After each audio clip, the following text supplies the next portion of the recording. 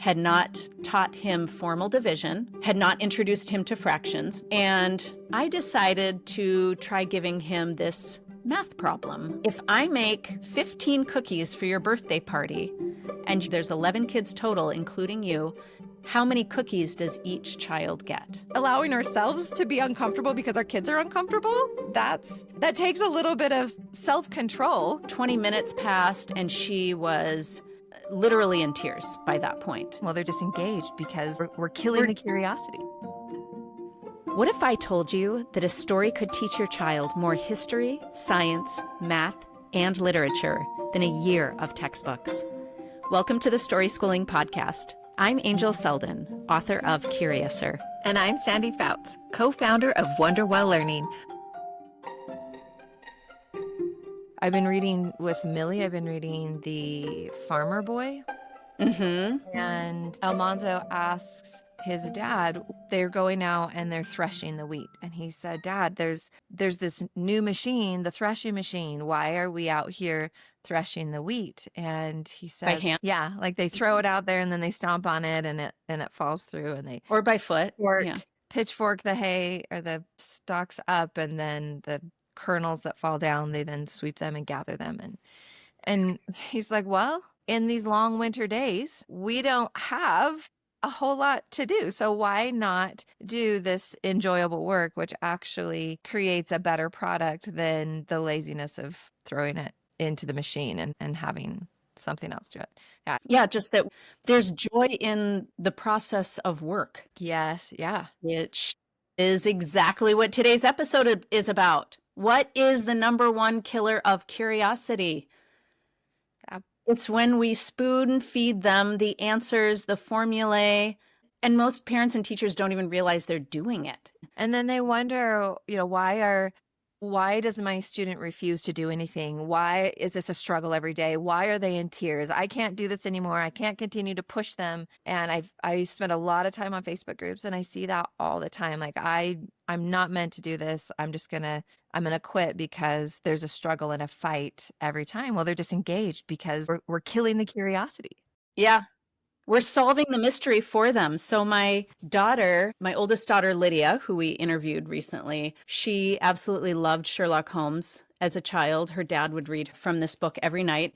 And these mysteries hold the secret to meaningful, joyful learning and fueling curiosity. I think that if we have this paradigm shift in our homeschools, instead of we need to make sure that they get all this information and formulae in their minds before they graduate and they leave our house so that they're prepared for the world, what if we approached learning like Sherlock Holmes? Like, what mystery are we going to solve today? Because guess what? The world is full of mysteries. I don't know all the mysteries yet.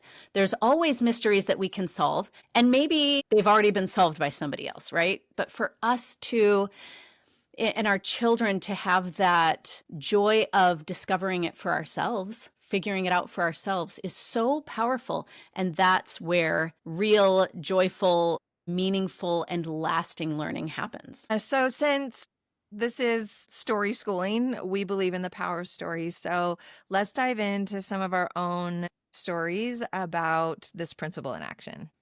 Tell me a story, Sandy. When have your kids experienced the joy of discovery? One of the principles of this is monkey see, monkey do.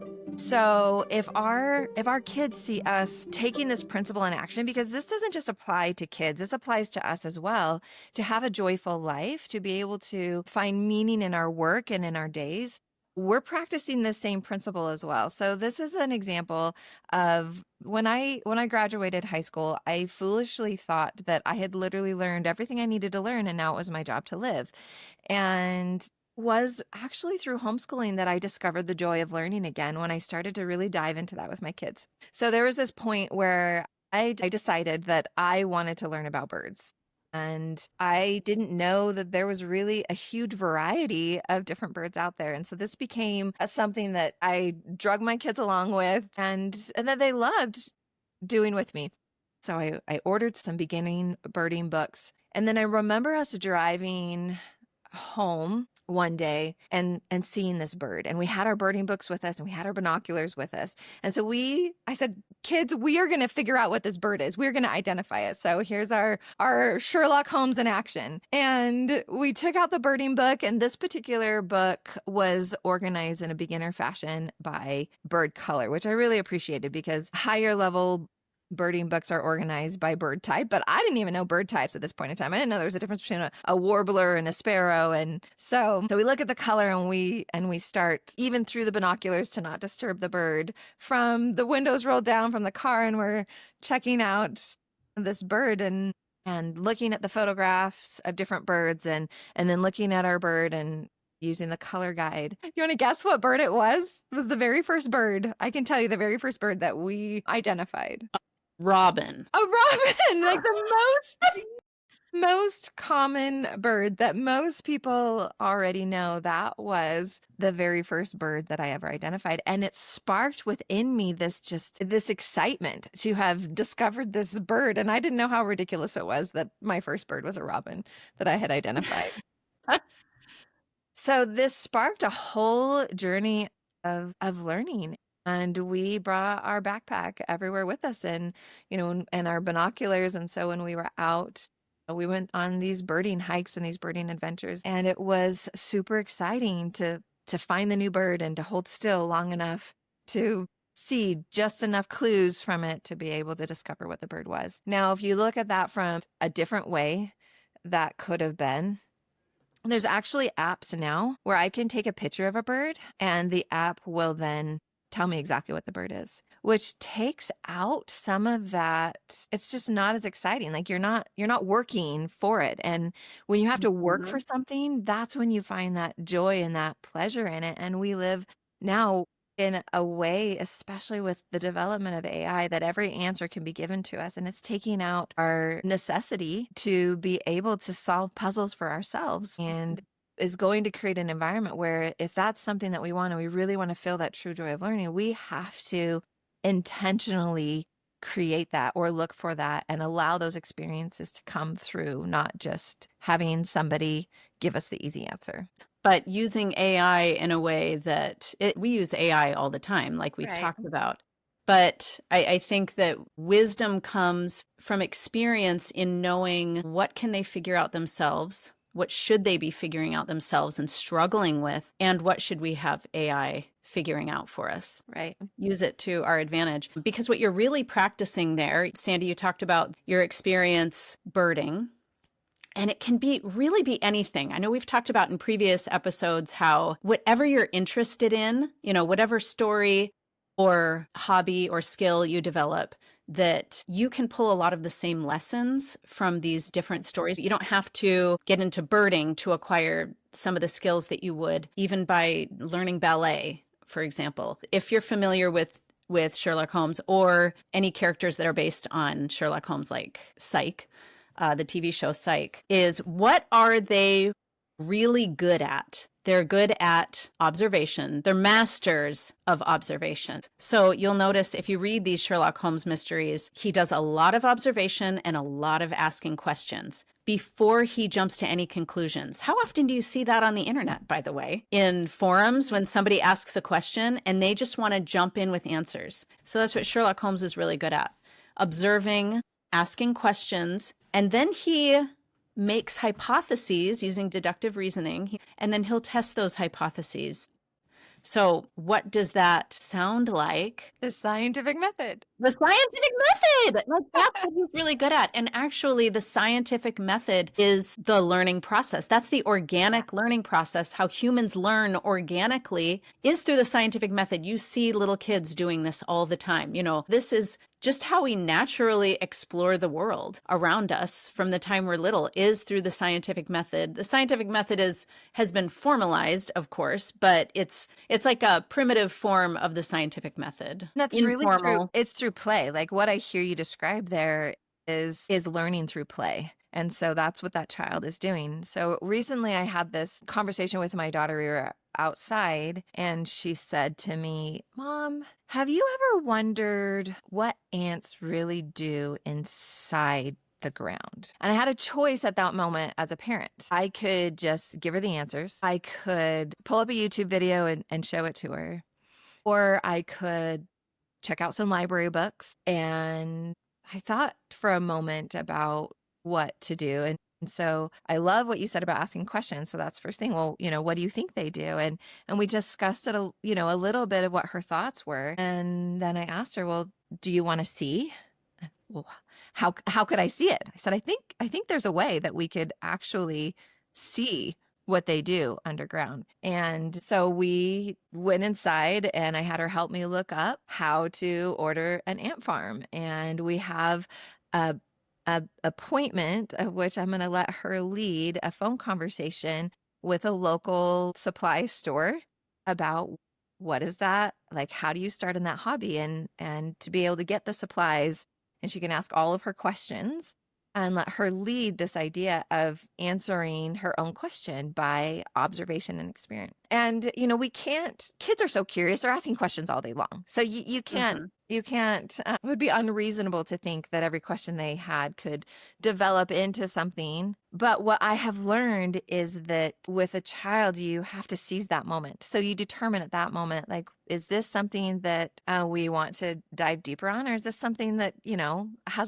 ask a few questions and let it lie, maybe check out a library book. And that's okay too. But allowing the opportunity with some of these, being this listener as the guide of our children's education, whether they're in homeschool or they're public school, we're still the guide of their education, and determining, seizing some of these moments to allow them to use these skills of discovery through the scientific method, through learning, through asking questions. There's it reminds me this idea of deciding when to seize the question and when not to.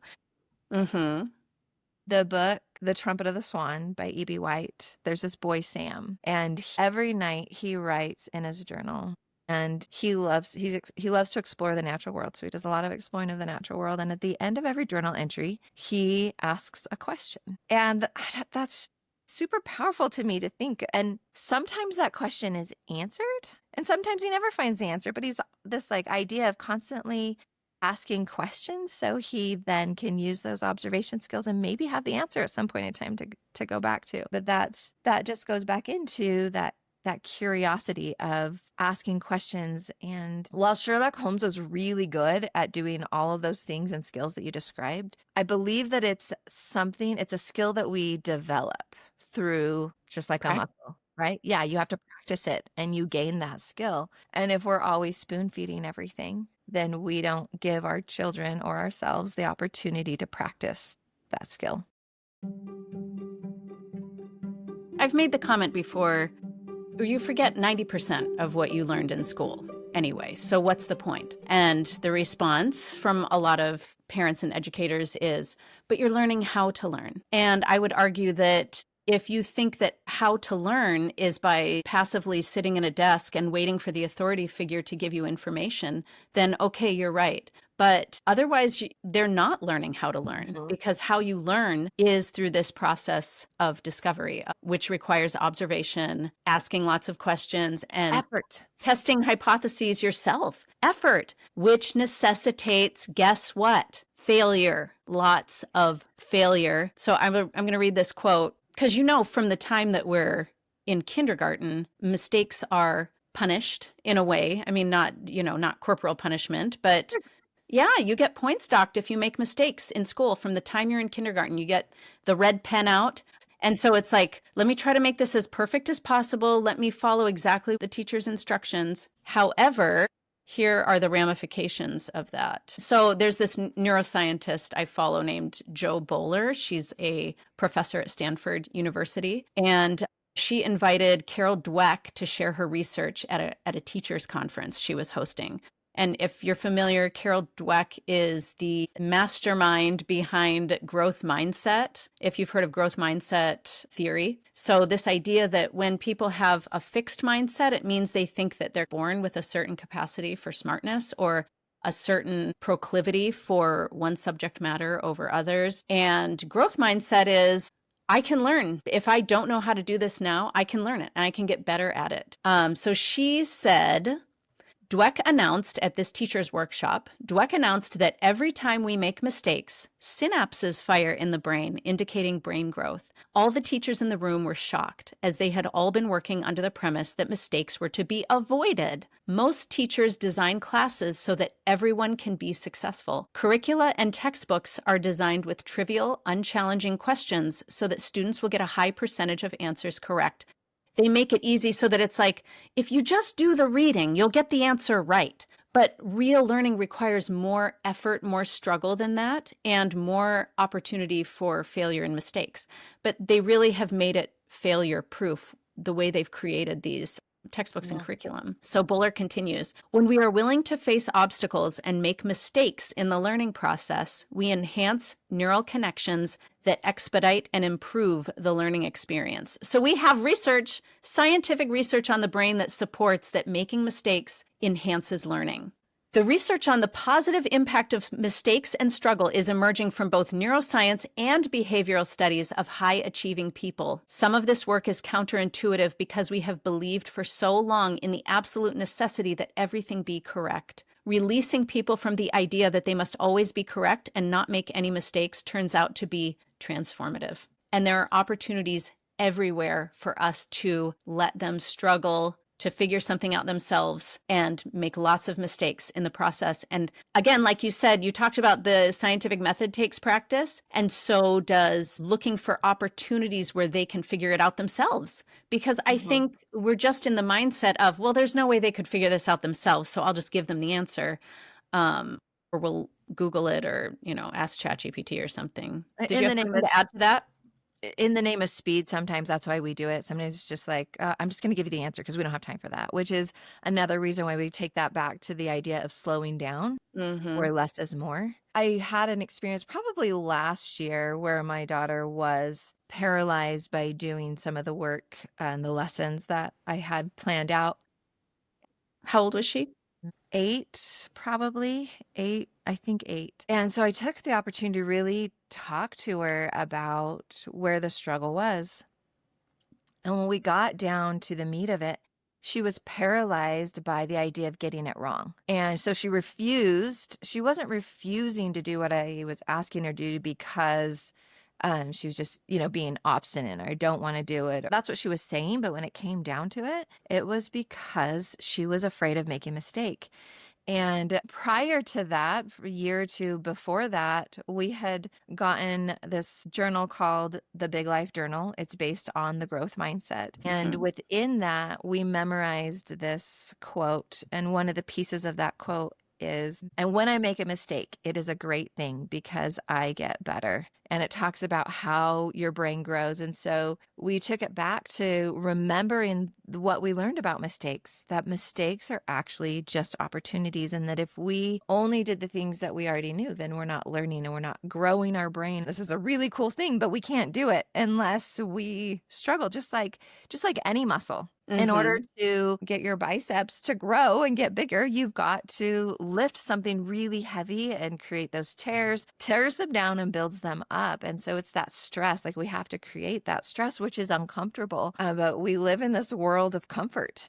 So allowing our kids to be uncomfortable and then allowing ourselves to be uncomfortable because our kids are uncomfortable, that takes a little bit of self-control to not give answers right away, not to tell them, to pause and wait, to allow our kids to struggle. But then it's important that we teach them how great mistakes are and why they're good, and that they can figure out the answer to anything. They can solve any puzzle. And they're going to know that when they've had experience solving lots and lots of problems, either through observation or in the natural world or through life. And maybe sometimes even, I love when praise comes from specific actions. So, wow, like you tried that a lot of times and then you figured it out. So Jo Boaler, the neuroscientist, actually did studies on those kinds of responses. And she found exactly that when parents or teachers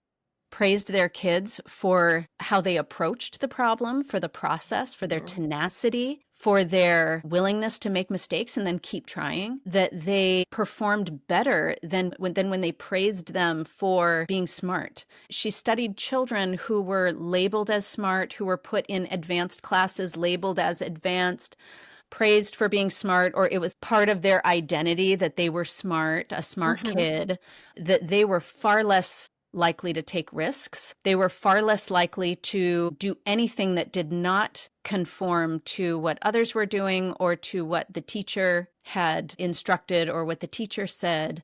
That it was actually this label of being smart was debilitating to them in the long run. You were talking about Millie making mistakes in math. Not only is it okay to make mistakes, but we embrace mistakes because there's learning that's happening there. And I want to add that a lot of parents might think, I can see how you can let them struggle through a lot of different subjects and try to figure things out themselves. But math, and again, it always comes back to math. And I struggled with how to teach math for years. But this idea that, well, with math, of course, there's no way they could figure out the formula themselves. How on earth could they figure out, the circumference of a circle or, how to figure out a lot of these things? And you would be shocked. I have had many experiences now, especially since having, I would say, my third child, starting with my third child. It took a lot of practice and trial and error for me. Again, another example, how you as a mentor will also be going through a lot of trial and error in how you mentor your kids, and you will make a lot of mistakes. And just keep trying new things until you figure out what works. Or if you feel like you're on the right path, just keep trying and trying until you do figure out how to apply some of these principles we're teaching. Is it okay for me to share some of my experiences letting kids struggle through math and how you can do that? Because you absolutely do not need to tell them a formula to let them try to figure out how to solve even a hard math problems. I'll give one example. I tell it in more detail in my book, but my son, my third child, again, this is where I finally had some aha moments in math teaching. I had not taught him formal division. We had been playing with it in the context of real life, but had not introduced him to fractions, not formal school fractions on paper. He knew about cutting an apple in halves and quarters, just like I had told the story in a previous episode of doing that with Lydia when she was 4 or 5. She was 5. And how I could say, what's half an apple plus half an apple? And she'd say 1 whole apple, because she could picture it in her mind, even though I hadn't taught her fractions. So I'm not saying he didn't have any exposure to fractions or division, but it was only in the context of some real world things that we had encountered. And I decided to try giving him this math problem. I said, if I make 15 cookies for your birthday party and you invite 10 kids over, so there's 11 kids total, including you, how many cookies does each child get? Now, I intentionally made it so that this is not a clear division. The answer isn't 1.5 or 2, or it's not a clean number. It's not even 1 1/4. This is going to be a more difficult math problem. How on earth can I give that to a who has not even learned formally fractions or division yet? Well, immediately he started drawing out these cookies. He drew 11 cookies or 15 cookies, and he just started experimenting with cutting them up. I should say, I made it clear in the beginning when I gave him this problem that I said, you do not have to get the exact answer. Can you give me a ballpark? Give me an estimate of about how many cookies? Or I also gave him permission to say every child gets 1 cookie and there'd be 4 left over. I didn't give those exact numbers, but you can say every child would get a certain amount and then there would be some left over, which he actually did at first. So his first answer was, every child gets 1 1/3 cookies, and then there's 1/3 of a cookie left over. And I accepted that. I mean, I was like, yeah, that's actually right. And in school, I think for some reason, we insist that they get exactly the right answer. So this took him a half an hour to get through, by the way, half an hour to even get to that point where he said that. And so I left it at that. But then he kept looking at the paper with a furrowed brow, like he was thinking some more, like there's more to this. I know there's more I could do. And then he had this aha moment and his eyes lit up and he said, wait a minute, we could divide the last third of a cookie into 11 slices. That's what it was. He said, so every child would get 1 1/3 plus 1/10 of a third of a cookie. And it was exactly right. It's not in the format that, most teachers would accept, but he figured it out and he didn't use a formula. And it was so empowering for him that after working on one math problem for half an hour, he said, give me another one. That was fun. Why? Because I let him do the detective work. I let him be Sherlock Holmes and figure that out for himself. And when it comes to math, we think there's only one way to do it. But the beauty of math is that there are so many ways to solve the exact same problem. And when we stifle a child by telling them, you have to do this problem this exact way and solve it this way, but their brain was thinking about it in a different way, then they believe that they were wrong, when if we had just given them time to come up with their own answer. And then even more powerful is to have them explain it. Something sometimes I'll do with my daughter is have her teach either to puppets or to her stuffed animals, and she'll teach them how to do things. And so she's using her own ways and her own methods to be able to teach these concepts and these principles of which she has figured out by herself. And that's more, it's all about play. Finding the joy is you're playing with it and learning that it's not school work, right? We're not, it's effort. It takes effort, but that effort is what can bring joy. You think about the things that you've done in your life that have been the most effort that you've put into something are typically the things that are bringing you, have the potential to bring the most joy or have brought the most joy in your life. Yes. So many thoughts. So many thoughts. The only thing play necessitates is autonomy. It's, I'm choosing to do this. We tend to put activities into these boxes of work and play. This is my work. This is my play. But actually, Maria Montessori noticed that children play at work and work at play. That's what they naturally do. And there's a story of, I don't know if you've heard of Jean Liedloff or her book, The Continuum Concept. I don't think so. So Jean Liedloff lived with the Yaquana tribe in Venezuela, and she discovered that they do not have the words work and play in their vocabulary. It's really, linguistics is fascinating, but how our words actually shape our worldview and our life experience. And because they didn't have the words work and play, they seemed to take a playful approach to everything in life. When they were portaging this really heavy dugout canoe over these rocks, and their feet were slipping and getting cut and they were bleeding, and they were just laughing about it. And they didn't seem to feel a need to rush through these activities that we would label as work, because it was just all part of life. And children do this naturally. And then unfortunately, we teach them that learning is work and that certain activities are work and not enjoyable. But we have the power to teach them that we can approach everything in life playfully and joyfully. So this is an example to hopefully inspire you to look for every opportunity to allow your children or your students to figure things out for themselves. I took the kids in my micro school to a local art museum, Minneapolis Institute of Art. And instead of taking them to each painting, I asked, who wants a map? Who wants to figure out where we go? Everybody wanted a map. I want a map, And so we handed out maps to everybody. And I said, okay, don't run off. But the first painting we're going to look for is in Gallery G12.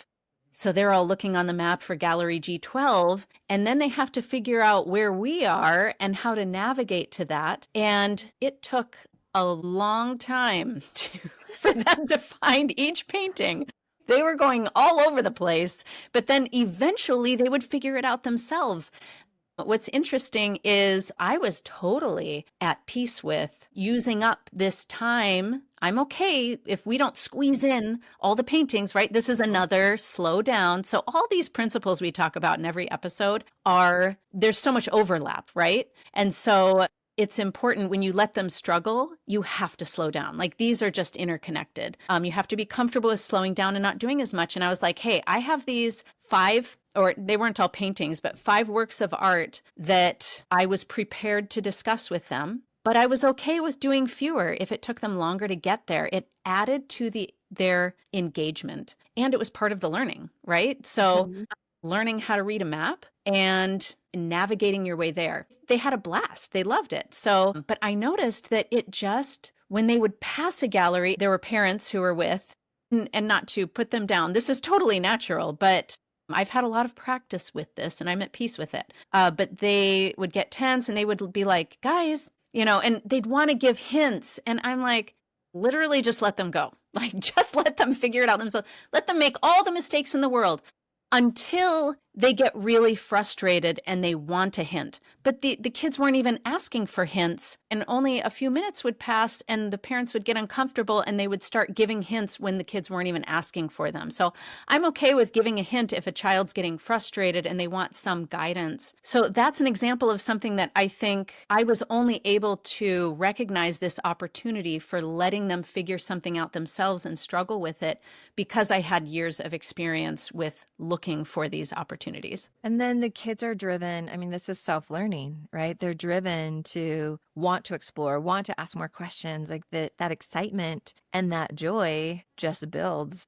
And we have, I think, a crisis of boredom in our world now because we've solved so many problems that we've made everything so easy. Speaking of boredom. Yeah, that's the topic of the book I'm reading right now is The Comfort Crisis. So, the subtitle is something like How to Embrace Discomfort to Rediscover Your Wild, Happy, Healthy Self. But that's the idea is we live in a world of ease and comfort, and we really need to make very little struggle. He says the most discomfort I experience in a day is when I exercise. And it's in an air-conditioned gym on a treadmill while I watch a television show that's being streamed from outer space. Like, we live the cushiest, easiest lives. And it's like, oh, I'm using my muscles and I'm putting forth some effort, But to really struggle, you have to be intentional about looking for those opportunities and embracing them. And then not stealing them from our children. Not stealing them from our children, because I was doing that. Can I share about a time when I did that and then I realized I was doing it and made a course correction? I was so excited about sharing my love of Russia and the Russian language with my children. And my oldest daughter, Lydia, decided that she was 15 and she's like, I want to learn Russian. I'm ready to study it. And I was like, great, let's start with stories. So she started listening to Russian audiobooks. We did it together, and I was learning alongside her because it had been a while since I had heard or spoken Russian. So the idea was, hey, let's listen to this story and we're going to play Sherlock Holmes and we're going to figure out what this story is about. And so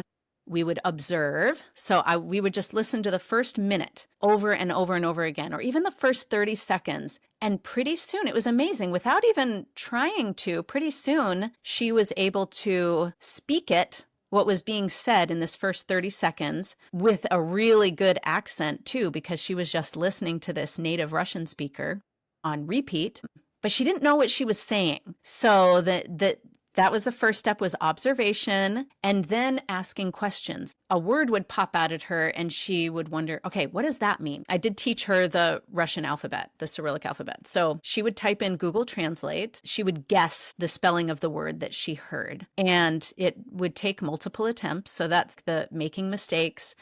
But that way, little by little, she was figuring out this story, starting to put it together. And then it was like, well, what's going to happen? What's happening? And so her curiosity as to what's going to happen in this story was piqued, and she wanted to keep translating these words to figure out the meaning of this story. Except that she totally lost interest because I started doing all the detective work for her. And that it struck me. I was in the driver's seat really at first. So I say she was doing those things, but at first I was doing those things, which maybe was good at first because I was demonstrating, oh, this is how it's done. And I was like, I think I hear this. Okay. And then I would type in the word. But then eventually she's just like, oh, this is so boring. I don't want to do it anymore. And I was like, oh my gosh, I'm a failure. I thought, I'm all about love of learning, and I thought I was fostering a love of learning, but here I'm killing her curiosity. And how was I killing her curiosity? Exactly what we said in the very beginning. I was figuring it out for her because I thought, I'm having a great time. Why isn't she having a great time? You were having a great time because you were doing exactly what we talk about, like that brings the joy in. So you're having the great time because you're solving the puzzle. I was solving the puzzle. Exactly. And it was so fun. And then I was like, okay, I'm sorry, Lydia, it's your turn. I want you to start figuring out the story from here on out. And she did. She got engaged again. And then she got to a point where there was this little, you could hardly even tell there was a word there. So you could hear the two words around it, but you could barely even hear that there was a word there. And so she was listening to this over and over again and guessing things and just getting so frustrated. And she's like, I can hardly hear it. I mean, I could hardly hear it. And I knew what the word was, partly based on context and already having known that word. 20 minutes passed and she was literally in tears by that point. And she was like, I just can't put it. It's like impossible. It's like, I can't hear it. How can I hear it? We tried slowing it down. You can slow down Audible to 0.75 speed. And it's going by so fast, we can hardly hear it. Here's what would have been easy. What would have been easy would be, I mean, of course, I could have told her the answer. Or I could have had her send a message to our Russian friend. And we could send a little recording and say, what word is this? And there's a time and place for that too, I think, asking an expert for help. But in this case, I thought she needs to hone her ability to observe. And I was so tempted at that moment. Like, I mean, what would it hurt to just tell her this one word? She's figuring out everything else, but something held me back. And even she was like, she would have been mad at me if I had given her a clue or given her the answer. And she was like, no, I'm figuring this out. And I said, Lydia, if you want to, it's totally fine to just take a break. Let's just sleep on it and you can come back to it tomorrow refreshed. You've already been working on it it'd been like 35, 40 minutes that we had been doing Russian, listening to this audiobook and translating it. So she listened to it a few more times. And then all of a sudden, the tension in her face and the frustration just like disappeared. Like her face, I remember it so clearly, like just this calm came over her face. And she opened her eyes and she said, is it Tvayovo? And I was like, yes, that's it. She started jumping up and down and we were squealing together and jumping up and down together and hugging. And I was like, you did it. Oh my gosh. And she's like, oh my gosh, if I can figure that out, I can literally figure anything out. And I was like, and that's why I would have been robbing her of that triumph and that confidence builder, that empowerment that she received from that experience of struggling so hard to the point of tears to figuring it out herself. And the self-confidence that brought within her. And what I hear is the greater the struggle, the greater the triumph. And the celebration was so much greater than if she had emailed the Russian friend and got the answer back. But the only way to have that great amount of joy was to put that much effort into it, to then have that sense of fulfillment and self-confidence, which we, that's something we need to be building in our kids, that they have confidence in themselves and they can only gain that through doing it, through doing and finding out and overcoming themselves. Yeah. And she said, what's amazing is she said, now that I can hear it, I can't unhear it. I really believe that if I had told her what it was, she still wouldn't have been able to hear it. I think that her brain needed to pull it out on its own in order to really hear it and then feel that confidence, like you said. And that's really what we want, is helping our children, our learners, feel confident in their own ability to learn, to figure something out on their own, and to source the answer if necessary, to make mistakes. I want our listeners to feel comfortable with children making mistakes. And what happens if they do make mistakes? And are they really capable of self-correction? So Maria Montessori says, Children in schools of the usual kind often have no idea that they are making mistakes. They make them unconsciously and with complete indifference. You know why? Because it is not their business to correct them, but the teachers. They're just waiting for like this higher authority to show them their mistakes. How far this is from our own idea of freedom, referring to the Montessori schools. How much better it is if I can recognize my own mistakes and then correct them. Yeah, so let's finish this off with a challenge, and this is a very small challenge, but that is to practice your own skill of observation. Find opportunities in which you refrain from giving the answer to your child. Give them the opportunity to solve it themselves. Don't even give a formula. Don't show the way. Let them do it on their own and let them struggle and be at peace with it. And then you'll see the joy happen. If you wait just past that point of when you're dying to give them the answer and they're dying for you too. And this has to be something that they're innately curious about, not an assignment you gave them that they're struggling with that they didn't want to do anyway, but look for the opportunity where they're curious about something and then they're not sure of the answer, and allow them to do the hard work, put the effort in to figure out the answer. Give them some tools and some resources to help them along that path, but where they have the aha moment in the end. That's the key, is that they're choosing the struggle. It has to be their goal. It does not work if it's your goal and your assignment and you're saying, now you have to struggle through this.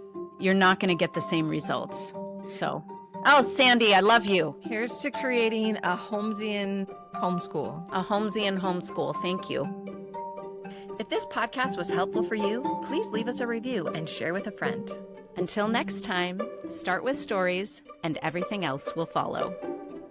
You can learn more about our other education projects at angelselda.com and wonderwelllearning.com.